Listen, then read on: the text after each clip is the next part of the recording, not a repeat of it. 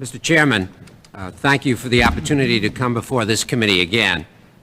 We place great value on the broad consensus which has guided U.S. policy toward South Africa in the last 2 years. Speaking with one voice has maximized our ability to affect events there. We want to work with you to sustain that approach. I am delighted that you and other interested members of Congress had the opportunity to assess progress in South Africa firsthand in connection with the recent Aspen Institute conference in Cape Town. I look forward to comparing notes and sharing reactions during this hearing. I've been asked to comment on the subject of sanctions on South Africa. I can report that the administration has, over the last 2 years, implemented the CAAA fully and faithfully. Section 101 of the Act states that U.S. policy should encourage the government of South Africa to bring about reforms in that system of government that will lead to the establishment of a non-racial democracy. And Section 311 further specifies that it is U.S. policy to support negotiations. I am pleased to say that over the last 18 months, South Africa has made unquestioned progress toward achieving these objectives. The remaining pillars of apartheid are tumbling down. Dialogue and negotiations are replacing persecution and repression. As President Bush has stated, we believe that this process of change in South Africa has become irreversible. All of us here, from the administration and from Congress, can be proud of our contribution to these positive developments. We have shared a sense of moral revulsion over the indignity, injustice, and human suffering visited on the people of South Africa by institutionalized racial discrimination and exclusion. Apartheid is contrary to the most fundamental principles of human equality and equal opportunity, which our country is committed to realizing at home and encouraging abroad. Sometimes it may have seemed that the racial conflict in that beautiful and rich land would never really be settled through anything less than violent confrontation. However, to their great credit, despite years of apartheid and repression, the black majority of South Africa has shown itself still willing to enter into a process of dialogue and reconciliation with their white fellow countrymen. In fact, on all sides, we are seeing an all too rare example of people of good faith stopping at the abyss to give peace a chance. In today's world, that is worthy of special note. Indeed, the world has noticed these changes. The European community has lifted the sanctions it adopted in 1986, including bans on new investment in South Africa and on the import of iron and steel and gold coins. Other countries have done the same, some publicly, some not. Most West European countries have hosted visits by President de Klerk. On March 23, the Nordic countries decided to expand contact between their countries and South Africa.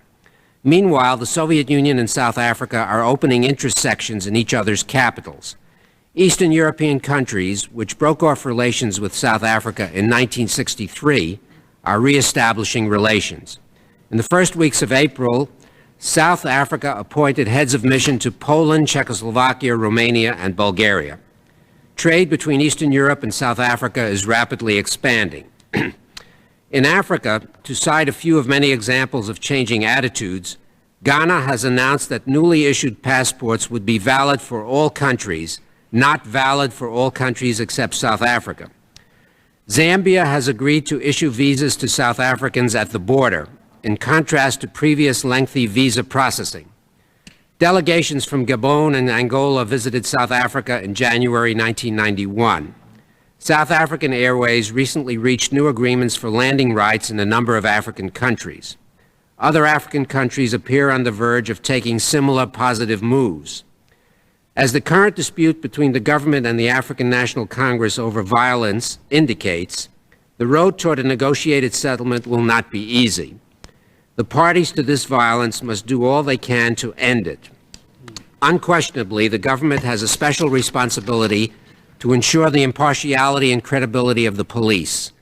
We believe that President de Klerk, Mr. Mandela, and their colleagues will find a way to keep the negotiations on track. It is imperative that they do so. Responsible political leaders in South Africa understand that the real issue at this crucial point in their country's history is completing the move forward into negotiations to bring about non-racial democracy. These negotiations must include representatives of all major political groupings in order to ensure an outcome broadly acceptable for all of South Africa's people. The ANC proposed an all-party conference to discuss these matters, and the government endorsed that proposal. The Inkatha Freedom Party has agreed to participate in the all-party conference. U.S. policy is to encourage such broad-based negotiations on the establishment of a non-racial, multi-party democracy in South Africa. The new constitution should enshrine individual rights and establish the legal basis for a viable market-based economy capable of generating the renewed growth necessary to meet the expectations of all South Africans for a prosperous future. We believe strongly that a pluralistic political system with a market-oriented economy based upon equal opportunity is the greatest guarantor against authoritarian rule and racial discrimination. We stand ready, as necessary and appropriate, to offer whatever assistance we can to help move the negotiations forward and bring them to a successful outcome. Last year, the President met with President de Klerk and with Nelson Mandela. He used both occasions to encourage these leaders to go forward into negotiations and to do all they can to further the prospects for peaceful change in South Africa. Since these meetings, the President has remained in direct contact with President de Klerk and Mr. Mandela to keep them apprised of developments in U.S. policy and to seek their views. We have also encouraged other relevant political groups to commit themselves to peaceful change. We have met at various times with representatives of the PAC, ZAPO, Inkatha, the Conservative Party, the Democratic Party, and others to urge them to join the peace process. Through diplomatic channels and in our public comments, we encourage the South African government to maintain a proper climate for negotiations. Most recently, we have been pressing all parties to work together to find a mutually agreeable means of dealing with the tragic problem of violence, which has distracted energy and attention from the all-important process of negotiation on South Africa's political future. Our concerns, however, go beyond the present phase of the process of change. South Africa faces a tremendous challenge as it moves from a system which benefited mainly a minority to one which allows equal opportunity to all, while beginning to redress past imbalances of the past. South Africa must urgently seek to provide blacks with tangible evidence that a market economy can work for them. A new democratic government will be under heavy pressure to redistribute resources to a majority heretofore denied their fair share. Strong economic growth is essential to achieving this goal while avoiding strains which could undercut political support for a peaceful transition. All sectors and parties will have to remain sober in their expectations and committed to finding ways to encourage growth while improving the circumstances of the disadvantaged. Meanwhile, the government and South African business must do more to ensure that those disadvantaged by apartheid have adequate housing, education, health care, and access to land and more opportunities in the civil service and management. These needs are pressing. Perhaps we in the international community should also consider refocusing at least some of our efforts in this direction. Open, multiracial universities and efforts to improve deplorable housing conditions in the townships are examples of areas where outside help could make a critical contribution. Times of great change require great effort. In this regard, I am proud to note that American companies active in South Africa have led the way in demonstrating how business and equal opportunity reinforce each other. The CAAA's fair labor standards, monitored closely by the Department of State, serve as a model of enlightened corporate civic responsibility. It is significant that under the CAAA, the Fair Labor Standards provisions would remain in force even after the South African government meets the requirements set for lifting CAAA sanctions. Mr. Chairman, the universal rejection abroad of apartheid and the resultant political, moral, and economic judgments drawn by the outside world on the injustice of a racially divided South Africa have doubtless played a role in bringing the white community to face up to the need for fundamental change. Now that the process of change has begun in earnest, we in the international community have a responsibility to do all we can to assist those committed to achieving, through peaceful means, a new non-racial and democratic South Africa. This must lead to a focus that goes beyond sanctions to seek ways to help South Africa achieve the strong growth rate necessary to meet the rising expectations of the black majority. We must therefore also seek ways to help stimulate economic growth. This is necessary for the future of South Africa and for the region as a whole. The administration is committed to carrying out the provisions of the CAAA, which wisely recognized that once the transition process got well underway, renewed external contacts, trade, and communication would play a vital role in encouraging continued progress and laying a sound economic basis for renewed growth in post-apartheid South Africa. The CAAA focused its targets clearly on promoting a process of change and negotiations. Title III of the CAAA sets 5 conditions for the South African government to meet. Section 311A and 311B set the terms under which sanctions might be terminated, modified, or suspended. South Africa has so far satisfied 3 of these CAAA conditions. Repealing the state of emergency and releasing all detainees held under it. In June 1990, the government lifted the state of emergency everywhere except Natal. In October 1990, the state of emergency in Natal was lifted as well. The South African Human Rights Commission confirmed that there are no detainees now held under the state of emergency. Unbanning democratic political parties and permitting the free exercise by South Africans of all races of the right to form political parties, express political opinions, and otherwise participate in the political process. After President de Klerk's historic speech on February 2, 1990, the South African government unbanned all political parties, including the ANC, the PAC, the South African Communist Party, and other opposition groups. Since then, South Africans of all races have freely exercised the right to form political parties and express political opinions. They are participating in a political process which has as its centerpiece negotiations to abolish apartheid and establish a non-racial democracy. Agreeing to enter into good faith negotiations with truly representative members of the black majority without preconditions. The government has expressed its desire and intention to enter without conditions into good faith negotiations with the opposition. Its actions bear this out. Discussions between the government and the ANC led to the breakthrough Pretoria Minute of August 6, 1990.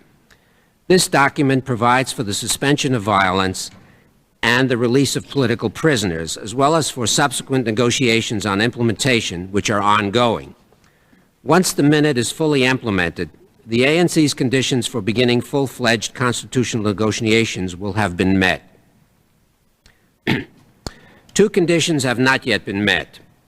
Release of all persons persecuted for their political beliefs or detained unduly without trial. Over 700 persons have been released since February 1990, including Nelson Mandela and other opposition political leaders. However, the process agreed to between the government and the ANC in August 1990 is still underway. The government has expedited efforts to meet the April 30 target date set in the August agreement, but has stated that it needs more time to work through the full lists of persons made available by human rights groups. We will continue to closely review progress in implementing the political prisoner release process to determine whether it meets the CAAA's requirement that all those persecuted for their political beliefs be released. Repeal of the Group Areas Act and the Population Registration Act without instituting any measures with the same purposes. In February, President de Klerk announced that the Group Areas Act and Population Registration Act, along with the Land Acts, would be repealed during the current session of the South African Parliament. The government has in fact begun the repeal process. We will review the government's proposal for temporary transitional measures to ensure that they are not measures with the same purposes of the Group Areas and Population Registration Acts. President Bush has emphasized that the conditions of the CAAA are clear-cut and not open to reinterpretation. We intend to follow the law as we determine if the conditions have been met. We will follow developments in South Africa closely. We shall continue our consultation with Congress. It is worth noting that even should the sanctions under Title III terminate, various other non-CAAA sanctions, such as the arms embargo, exports to the military and police, and the Graham Amendment covering U.S. votes at the IMF, would remain in place. These measures will give us continued leverage as the negotiating process develops. Mr. Chairman, U.S. policy should continue to emphasize the future and remain focused on encouraging the successful transition to genuine democracy in South Africa. The administration looks forward to working closely with Congress to implement an effective policy designed to respond constructively to the fundamental changes taking place in South Africa and to the need to help ensure that this process leads to the prosperous and democratic future we all hope for. Thank you, Mr. Chairman. Thank you very much, Mr. Cohen. Thank you, Mr. Chairman. I have a few brief questions. Mr. Secretary, you indicated that the President is staying in touch with President de Klerk and Mr. Mandela, but you didn't mention Chief Buthelezi. I presume he's staying in touch with him as well. Yes, we are. We're trying to keep in touch with the leaders of all political groups, and I understand that Chief Buthelezi is likely to visit Washington during the month of June, where we'd be very happy to continue our dialogue with him. Very good. Do you know anything about detainees being held and mistreated by the ANC in Tanzania or other countries? And will these detainees be returning to South Africa along with the other exiles? Mr. Burton, the detention of individuals by the ANC is just as unacceptable to us as is the detention of individuals by the South African government. We had a conversation with Mr. Chris Hani, the head of the ANC military wing, who told us that there are still detainees being held by the ANC in Tanzania and Angola. He told us that they will be released by the end of the year, and we encourage them to do that even faster. I hope that will continue to be a high priority, because I think they ought to have their political rights in South Africa as well. How would you describe the relationship between the ANC and the South African Communist Party? And is this matter a source of concern to the State Department? The ANC and the South African Communist Party are two separate organizations, but there is some overlap in membership, including those on the executive board of each organization. We are not happy with that relationship, and we would urge the ANC to pursue a separate identity and a separate program, which would be different from that of the Communist Party. Have you had any success in your discussions with them about this? What kind of answers are you getting from them, from the ANC? We understand that when election time comes, they will have separate tickets and run under separate identities, which is all to the good. Do you have any information on where the ANC's funding comes from, their sources and amounts? What justification is there for the U.S. to provide them with additional support? Mr. Burton, I am not aware of all sources of funding. I know they do obtain funds from their members. They have obtained funds from foreign governments. I believe that they have obtained at least $10 million from African governments. There's been considerable amount of fundraising throughout the world. As you know, Acting President Nelson Mandela has traveled considerably, and he has engaged in fundraising from private organizations and foreign governments.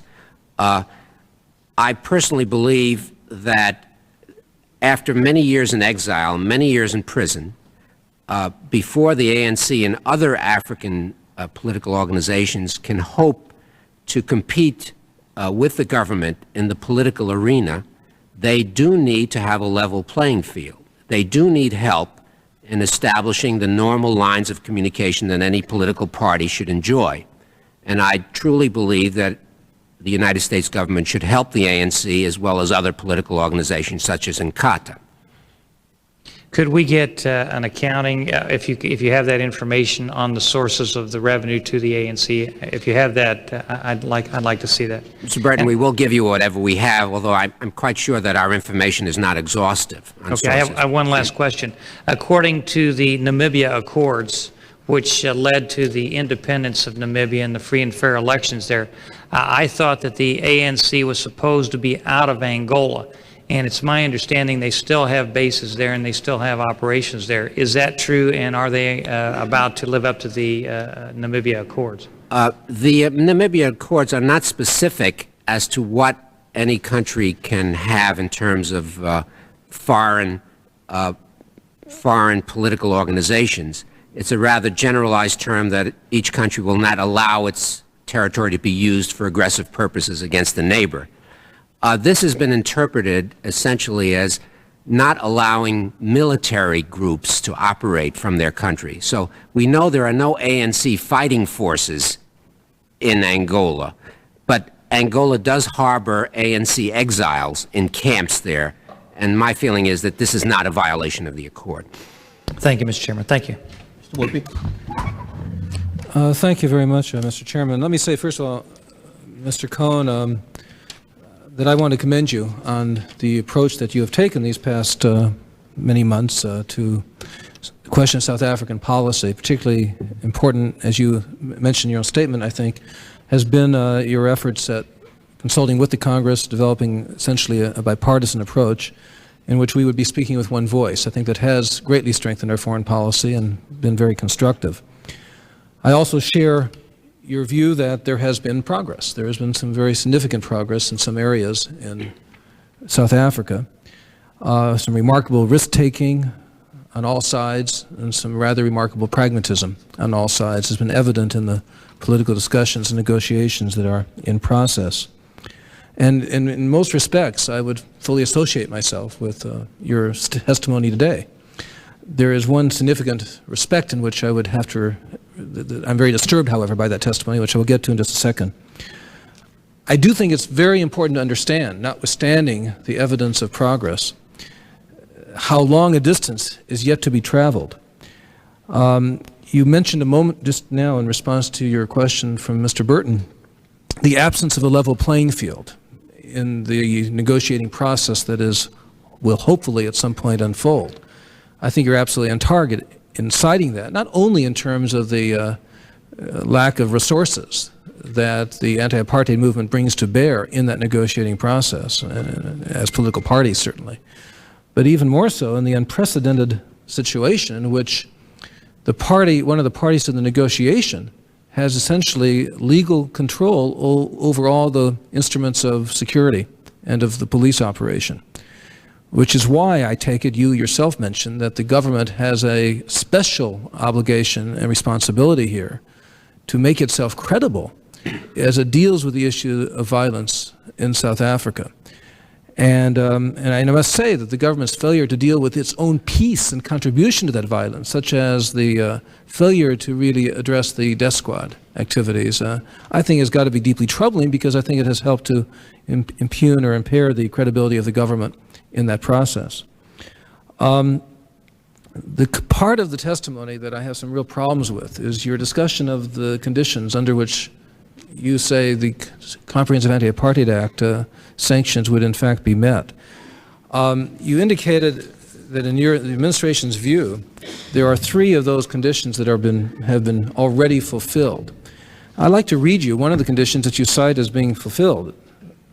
Unbans democratic political parties and permits the free exercise by South Africans of all races of the right to form to political parties, express political opinions, and otherwise participate in the political process. That's number 3 of the conditions. How can we possibly contend that that condition has been met when the political exiles, who have played a very important role in the infrastructure of the liberation movements and parties that are in process of becoming, are yet to be indemnified and are yet prohibited from free political participation in South Africa? Well, all those exiles who've already come back are participating fully in the political process. No one is stopping them from that. Secondly, no political exile is prohibited from coming back. Political exiles are remaining outside of the country, waiting to be told that they will not be arrested or prosecuted for alleged political offenses. And the process of now indemnifying them is now going forward in cooperation with the ANC.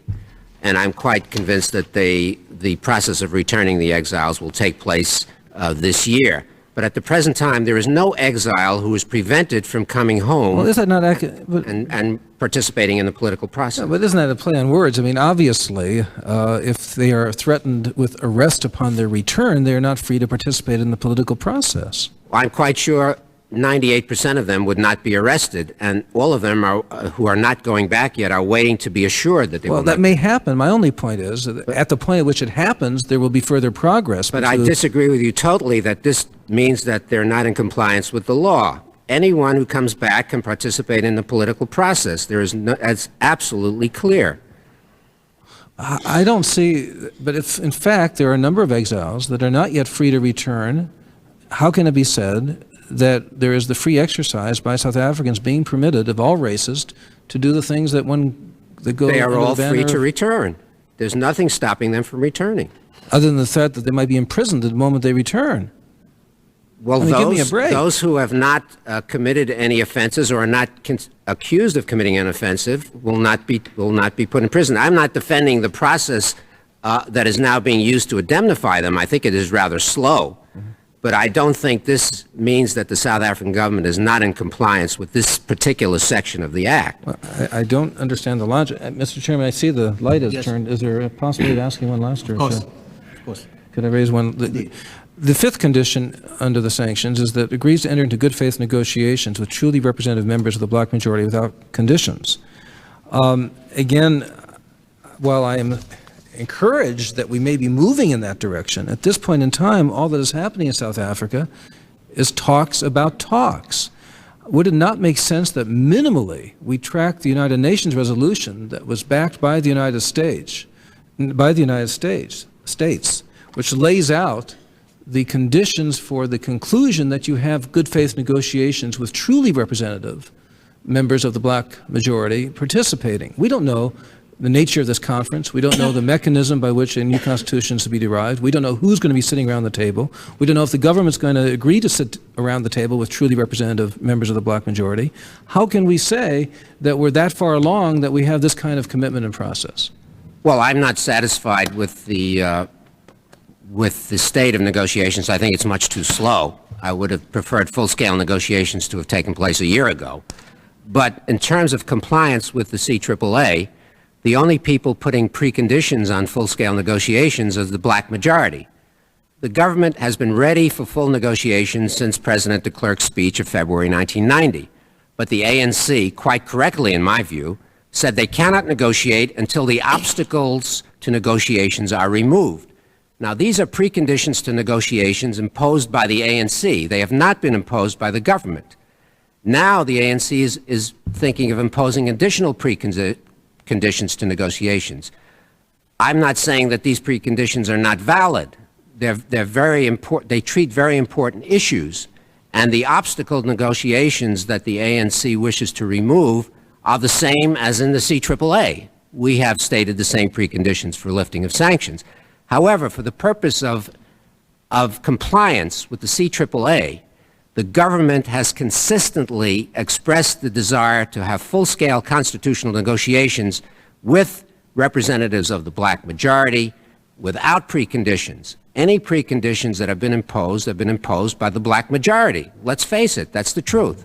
The government has also totally rejected the concept of a constituent assembly, has totally rejected in principle the concept of an interim government, has not at all made clear its notion of what they would feel comfortable with in terms of the constitution of the bargaining table itself. I mean, I hope what you describe will in fact be the final result. I'm only suggesting that you're jumping to a conclusion that is simply very premature. I don't agree with that. The ANC has proposed an all-parties conference to set up the framework for a constitutional settlement. President de Klerk has accepted that. Now the ANC is saying they will not go ahead with these all-party conference unless violence is stopped. That's a perfectly legitimate requirement. But here again, for purpose of compliance with our legislation, the government is willing to negotiate without preconditions. I don't see any way of getting around that fact. My time has expired. Thank you very much, Mr. Chairman. Thank you, Mr. Chairman. Secretary, good to see you today. I guess the thing that bothers me as I listen to some of the conversation is that we get all tangled up in the interpretation of compliance. And it has been my impression that if you could assume that the process was irreversible and that the 5 points had been met and agreed to, then the right thing would be to lift the sanctions. And not only lift the sanctions, help South Africa. Because in economic terms, you just don't end a political stalemate and begin an economic growth program. They must be interrelated. And the thing that scares me is that looking down the road, and I think this is the twist that you are putting on some of these comments, that we should look towards the future, is that if we're not careful, and I don't, if my impression, the South African government isn't asking us to do anything with sanctions today. But if we're not careful, that what we're going to do is we're going to end up with a very fine, neat, agreed upon political solution and be in the doldrums economically. And so my question really is, at what point is this process so irreversible that we can begin to set the base, the stage, to help those people who will be in equal partnership, more than an equal partnership, in running the new South Africa, to have an economic system which then can provide some of the benefits of this whole thing called democracy? Thank you, Mr. Houghton. I believe that the CAAA was really a very wise piece of legislation. I remember in the heat of discussion in 1986, the legislation was vetoed. I think, unfortunately, the dialogue between the Congress and the administration broke down, and it probably would not have been necessary to have such a divisive issue at the time. I think we could have reached an agreement, but that's water over the dam. And I think the wisdom of the CAAA is that it promotes negotiations. It reached the conclusion that negotiations is the only way to bring about a peaceful, nonviolent democratic system in South Africa. So my feeling is that the next threshold would be the beginning of negotiations, which I think is not far away, despite all the ups and downs we're facing right now. The President has said, on the basis of his analysis, that the process is now irreversible, and I agree with him. What we must work to now is that the end of the process be a satisfactory one and not an unsatisfactory one. I don't think they could ever go back to the apartheid we knew before de Klerk. That is totally unthinkable. But the question is, the process that's irreversible, will it lead to a good conclusion? And what we must work to, and as you suggest, is to bring about a good conclusion. So the two-part process I see is make sure the negotiations remain on track and that they reach a constitutional conclusion we can all agree with. And secondly, to give South Africans the means to bring about a readjustment of all the tremendous imbalances caused by apartheid. All of the absence of housing and education and living space and employment opportunities for the blacks is just horrendous. Apartheid was a total disaster for South Africa, for both blacks and whites. And South Africans will need help from the outside to help redress the imbalances, just as we're looking now to Eastern Europe to redress all the imbalances of Marxism. It's the same thing in South Africa. And I agree with you that the process of irreversibility will not lead to a satisfactory conclusion unless we provide the assistance necessary. And that's what we should be looking toward now as we go beyond sanctions toward a post-sanction situation there. Yes, let me just reemphasize, Mr. Chairman, my point. I think the thing that bothers me, and I think that Secretary Cohen has explained this far better than I could, is that if we are really concerned about the post-apartheid South Africa, we must be able to look beyond just a neat end to the political worry and on to the economic, because as you know, in this country and in the world, it takes so long, so very long, to crank up an economy. And what we're going to have there is a great government, I assume, with a very porous economic system, which is going to be a danger to all of us. Thank you very much. Thank you very much. Mr. Payne? Thank you very much, Mr. Secretary. I asked Mr. de Klerk several weeks ago when I was in South Africa about this third-hand situation, the allegations that there is another factor in the violence. He claimed that he's looking for someone to bring him some evidence. Now, as we know, the South African government has very extensive security and intelligence gathering groups. And if I seem to be a little confused as to the fact that he feels that someone has to bring evidence to him when it seems to me that it's clear. For example, about 6 weeks ago, there was a fight between people in the hostels and some townspeople. So the security forces took both groups, put them in a compound together, encircled with barbed wire, and left the two groups who were arrested for fighting one another in the same compound. Now, you tell me how then you can justify that there's no evidence. And this is just, you know, one of the many, many incidents that have been brought to our attention. Has the administration discussed this with Mr. de Klerk, and what is his views on this third hand or this third party that seems to be fueling the flames? Well, Mr. Payne, we're very troubled by the violence. Apart from the suffering that people are subjected to and the death and injury, there's also a great threat to the negotiating process, which is very important. We have discussed it with the government. Our point is that the government is in power, the government is responsible for law and order, and the government must do more, in our opinion, to stop the violence.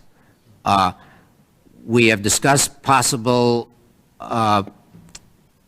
assistance to the violence by elements of the police and the security forces.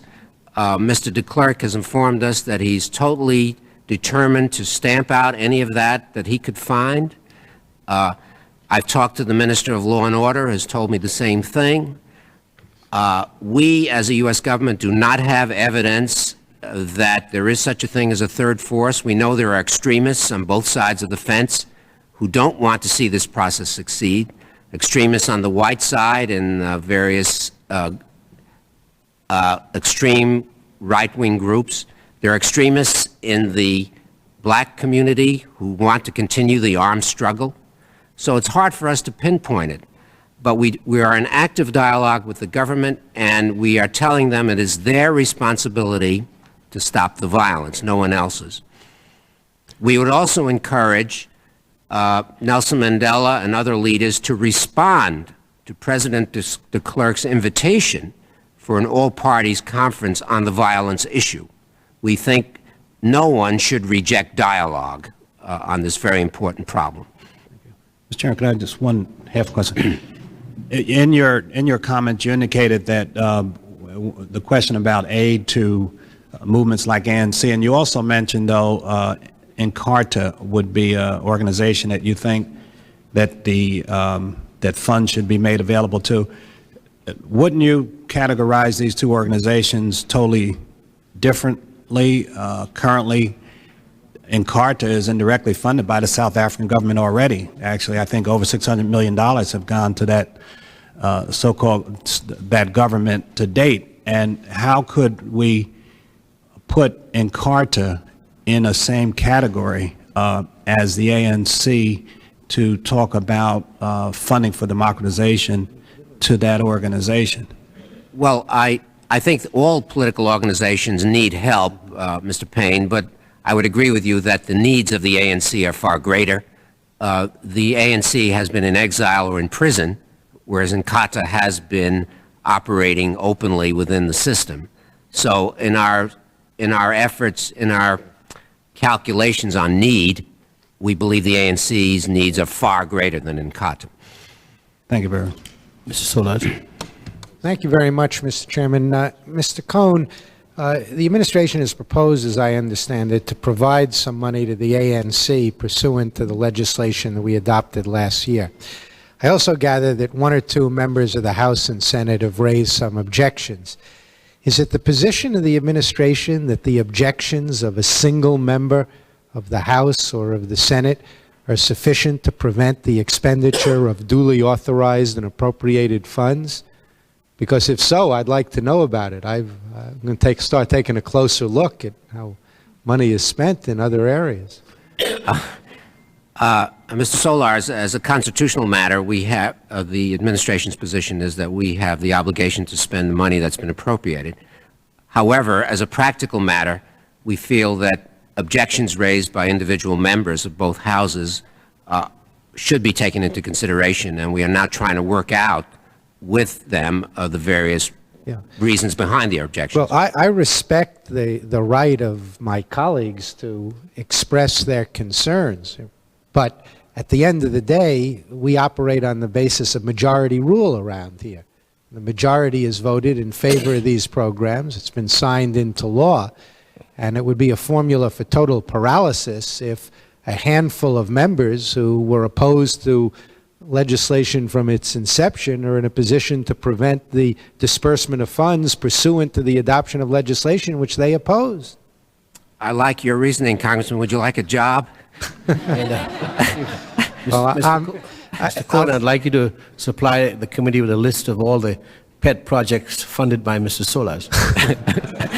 Now, Mr. Cohen, while I seem to be on a roll, let me ask you about some of the conditions in the CAAA, because I think it is important to get a full understanding of where you're coming from. First, on the question of the repeal of the state of emergency. Obviously, it has been repealed, but how do you respond to the argument that, given the Public Safety Amendment Act of 1986 and the Internal Security Act, that there is a panoply of existing legislation which remains in effect, which in effect gives the government of South Africa all of the repressive powers they had under the state of emergency, and that therefore this condition has not really been met? How would you respond to that? Well, I would respond to that in a couple of ways. First of all, the internal security legislation that you've just mentioned is not now being used by the government to repress political activity. No one's being arrested or imprisoned or otherwise made to keep quiet because of these acts. But we're about to receive testimony after you depart, which will suggest that there are lots of political trials going on right now. Is that not the case?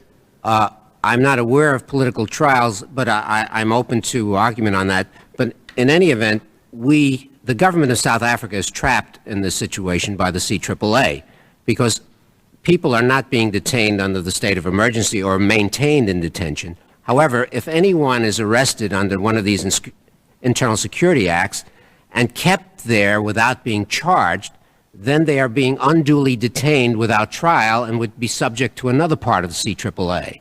And I have alerted the South African government to that. I said, well, once all your political prisoners are released, if I see some people being detained for more than 2 weeks without being charged, then that will trigger another part of the CAAA. Well, let me ask you about the political prisoners and the exiles. As I understand it, some kind of an agreement was reached between the government and the ANC, embodied in the Pretoria Minute, which established some kind of procedure for determining who was a political prisoner so that the political prisoners could be released. And I'm told it was more or less modeled along the arrangement that was utilized in Namibia. If this is the case, I'd like to know if you could describe exactly what this procedure entails, and why doesn't it seem to be working in the sense of enabling the government to meet its commitment to release all the political prisoners by April 30th, because admittedly there are many that still have not been released. And is the failure of this procedure to work in any way the responsibility of the government, or is it someone else's fault? What is actually going on here? Well, Congressman, I wouldn't say the failure of it to work. I think it's just been slower than expected. As of today, we understand that approximately 850 to 900 individuals have been released, and the mechanism for determining who should be released and who shouldn't be is now beginning to start up. Several reasons for a slowdown has been the prison system, the bureaucratic system is not responding quickly. Some of the prisoners are not filling out the forms. For example, people in the PAC who don't recognize the legitimacy of the government are refusing to engage in the process themselves. Also, there's the question of people who have been convicted of crimes of violence against property or persons. They have to be looked at to see if they really are prisoners of conscience, you see. So I think it's working fairly well. It's slow, but I think they'll get there. Well, if the chair will indulge me, just one final question, although like others, I have many more. You say there's an agreed-upon procedure. It would be helpful for the record if you could submit a description of exactly what that procedure is and if it was acceptable to the ANC as well as the government. But my question, Mr. Secretary, is this. Supposing there are people in prison who believe they are there for political reasons, who refuse to comply with this process as a way of securing their release, perhaps because they feel it would somehow compromise their principles to submit the application for consideration as a political prisoner, which the procedure presumptively requires them to submit. And as a consequence, they remain in prison because the procedure for releasing political prisoners has not been complied with.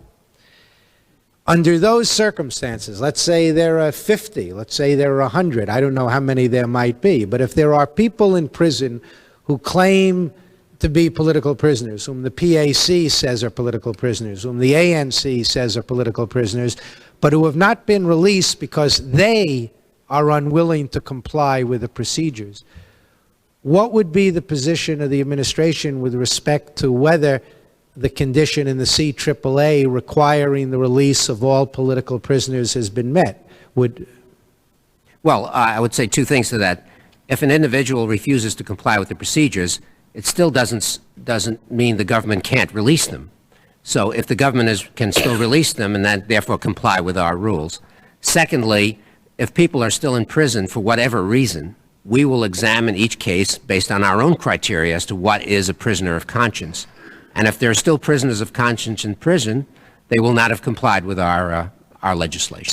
So long as the administration believes there is a single political prisoner, a prisoner of conscience, who has not been released, it would be the interpretation of the administration that that particular condition of the CAAA requiring the release of all, underline all political prisoners, has not been met. Correct. However, I want to make it clear that the criteria for who is a prisoner of conscience will be our criteria and not either the government's or the ANC's. And can you submit for the record a description of our definition of that criteria? Yes, I will. Thank you. Mr. Burton for a quick comment. Oh, quick. Mr. Solars has had 20 minutes. Let me just have 1 minute, Mr. Chairman. Regarding the $10 million that was appropriated by this body for the support of democracy in South Africa, Mr. Solars raised that question. There have been a number of congressmen who have requested there be a hold put on that because there was a question about how that money should be distributed. One of the original requests was that 40% of that money would go to the ANC and maybe 10% would go to Inkatha. We felt like that was an improper distribution of those funds. Inkatha has received funds through KwaZulu, which can be attributed to the South African government. But at the same time, Mr. Mandela has been able to acquire pretty substantial sums of money by going around the world asking for funds to support the ANC. So I would just suggest when the administration and the National Endowment for Democracy works on a distribution of this $10 million, that they try to have parity. I think Inkatha, which represents some estimate as many as 6 to 8 million or maybe even more blacks in South Africa, they deserve, I think, equal consideration when we start distributing that $10 million that's supposed to promote democracy over there. So I don't think that Inkatha should get any less consideration than the ANC. Would the gentleman, would you include ZAPO and PAC also? I think there should be complete fairness, Mr. Chairman. I'm not going to discriminate. Mr. Chairman, those two organizations have not accepted to abandon the armed struggle, so I think they're ineligible. But they're negotiating with the ANC for a coalition. Thank you very much, Secretary. Thank you, Mr. Chairman. I just want to make two quick observations. One, Mr. Secretary, you stated in your testimony on page 4, no detainees are held under the state of emergency, but we still have arbitrary arrests. The former chairman of PSC with a diplomatic passport was recently detained in South Africa. So there's still arbitrary arrests. He was detained while sleeping. And that continues, and I hope that you take that into consideration. And Bishop Tutu has been quoted here incorrectly. We were in Cape Town. He asked a rhetorical question. He did not call for the repeal of sanctions. He simply says, ask a question, a rhetorical question to a stupid question from a insipid reporter. And so, and he was just raising a rhetorical question. Finally, Mr. Dellums was unable to attend today's hearing because of family illness. And without objections, I should like to enter his statement in the record. And thank you very much, Mr. Cohen.